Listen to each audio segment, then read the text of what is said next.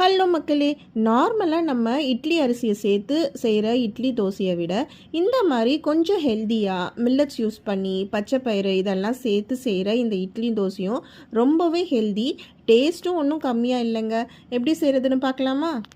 நான் இன்றைக்கி எடுத்துருக்கிறது குதிரைவாலி அரிசி 1 கப் எடுத்துக்கிறேன். அது கூட பச்சைப்பயிறு 1/2 கப், வெள்ளை சோளம் இருக்கு இல்லையா, அது 1/2 கப். மொத்தமாக இப்போ 2 கப்பு அரிசி கணக்காகுது. இப்போ உளுந்து 1/2 கப் எடுத்திருக்கேன்.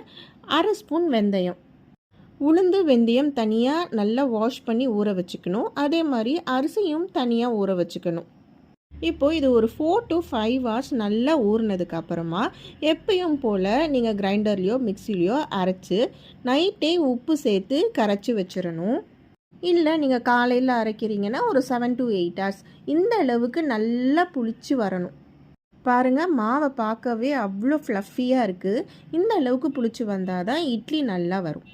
ஸோ இப்போ உங்களுக்கு என்ன தேவையோ, இட்லியோ தோசையோ ரெண்டுமே இந்த மாவில் நல்லாவே வருங்க.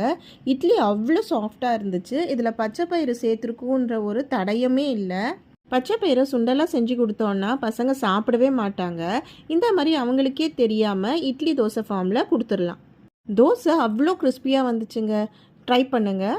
பிடிச்சிருந்தா மறக்காமல் சப்ஸ்கிரைப் பண்ணிவிட்டு லைக் பண்ணிடுங்க. See you tomorrow மக்களே.